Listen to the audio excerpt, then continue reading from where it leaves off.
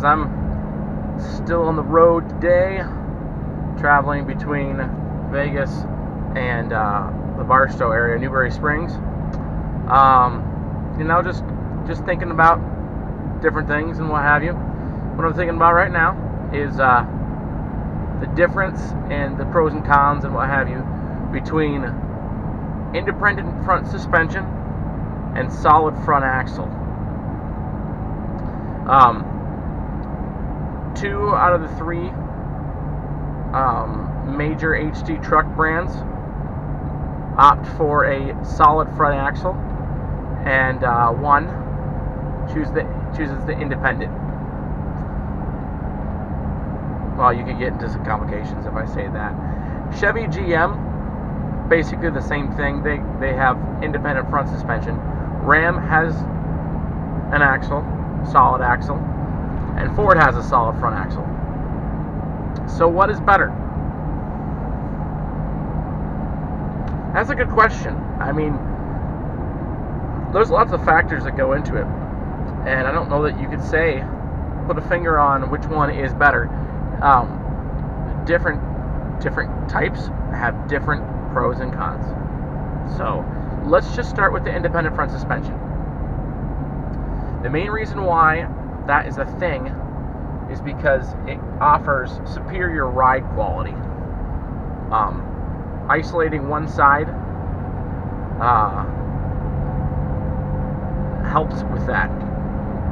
Not having the vibrations going through the axle, the flex of the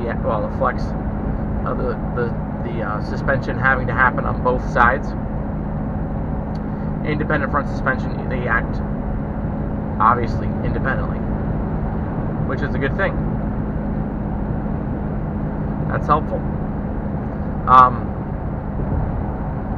One of the things that's helpful on independent front suspension is a lot of times on the Chevys, they opted for a torsion bar spring rather than a coil spring or a leaf spring in the front. And what that does is it leaves more room in the front there. Leaves more room above the where the axle would be.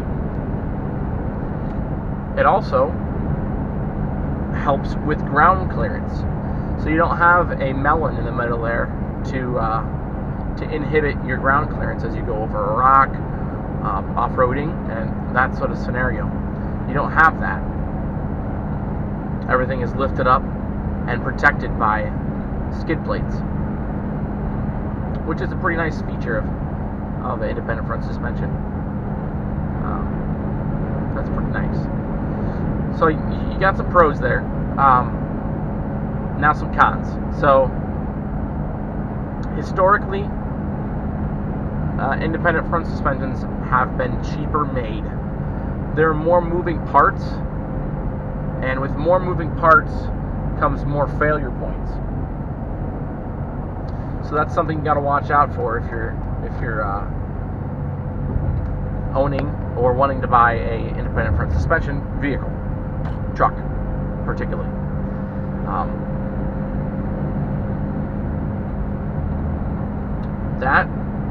That's one of the cons. I don't really like the design of the CV shafts in the Chevys. I think they're weak, and I also don't like the fact that you don't have a locking front hub. You have the drivetrain spinning the whole time. So if you lose fluid in your transfer case, your differential, then you lose the bearings, the output shaft bearings on your differential, because they're spinning constantly. The actuator is inside that front differential, which means the outside bearings there are always spinning. I don't really like that. Let's see, what else is there to think about? That's about it. Let's move on. Let's go to the solid front axle and let's think about the cons or the pros first. The pros of a solid front axle. I mean, the first one that comes to mind is pretty obvious. It's right in the title of the axle, the solid front axle. It's going to be more durable. It's going to be more rugged. That's why I prefer it personally. It's just robust, I guess. The flip side of that, though, is the fact that it doesn't offer as nice of a ride. I'm not saying at all that the companies that use solid front axles have bad ride quality, but I do believe that independent front suspension does give better ride quality. Opinion maybe, but there you go. You know my opinion. Alright, some more pros with the solid front axle. At least on Ford, I like the fact that you have a locking front hub, and that the differential itself does not spin. It's not moving while you're going down the road.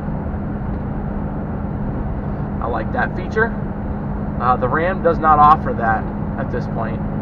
They have their own system for actuation, which is okay.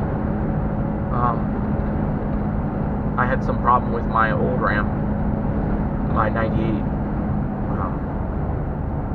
not shifting properly, but part of that is my own fault, so I won't hate on them for that.